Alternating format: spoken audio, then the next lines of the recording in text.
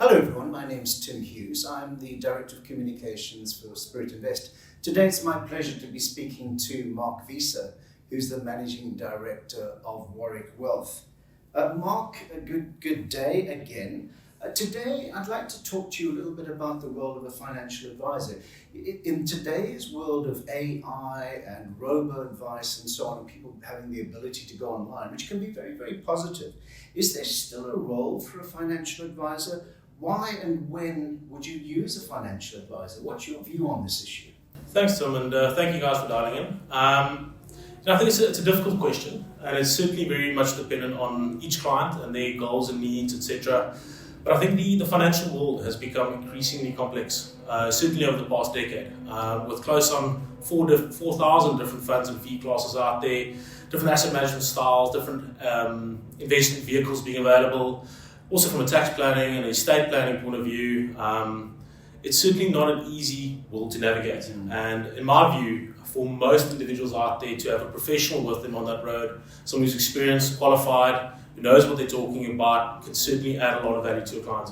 Yeah, that's interesting, because you've begun to qualify the sort of things that I suppose a client should be looking for. But with the choice of a financial advisor, particularly one that's professional and is qualified, you're going to pay them fees. So is it really worth it? How do you calculate the value, and what are you going to pay a financial advisor for providing those advisory services to you? Thanks, Tim. So once again, it's very much dependent on each client. If it's a very simple structure where you're just looking to get a nominal return and money you're going to be taking out in a couple of weeks or months, I think there are simple online solutions and robo-advice and self-investment portals out there, banks that can provide a return. But for most clients, if you're going to be pausing and looking at a long-term view around calculations of what you need to invest over the next 10, 20, 30, 40 years, or potentially you're already retired and you're looking at what type of drawdowns you can take from your investment to ensure that your money doesn't run out. Those are fairly complex. And I think most financial advisors charge somewhere between 0.4 and 0.8% per annum, which is a nominal fee connected to your financial portfolio, which also incentivizes that advisor to give you the right advice and removes those conflicts of interest that may exist in the industry. So I think from my perspective, once again, for most clients who are looking to build wealth for the future or for that wealth to be managed in the right way, it really is a couple of basis points, which is a nominal amount compared to the value it could add. So you're recommending, obviously a highly qualified financial advisor for the right client, that is to say. But here's the $64,000 question. How would you advise people to go about finding the right financial advisor for themselves?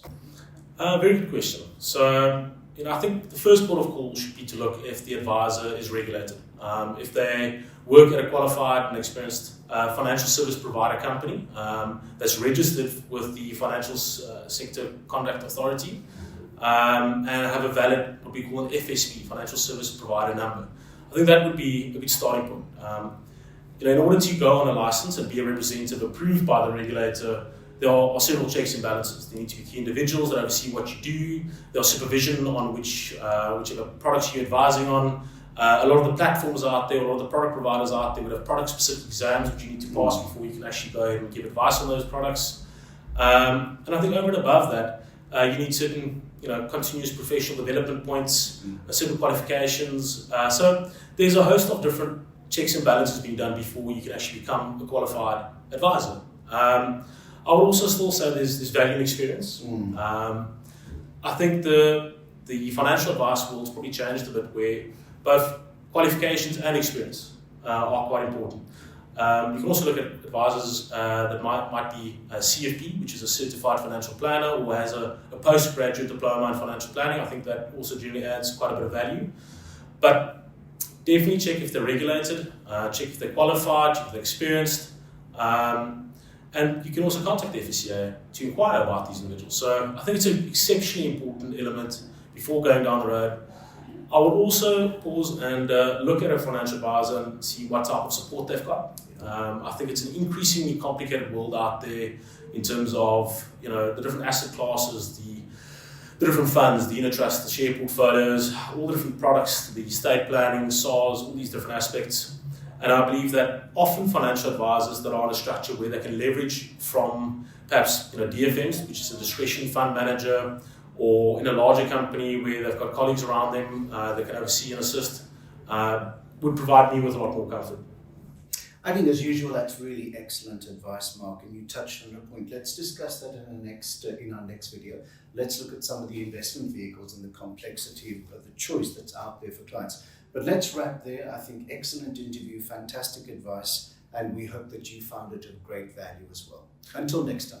Thank you very much, Tim. And as always, if any of the potential clients out there or for current clients aim to reach us, we're available on 850 50 50. All our financial advisors are qualified, experienced, and are backed up by additional qualified, experienced individuals within the group. So feel free to contact us. Thank you for your time. Thanks, Mark.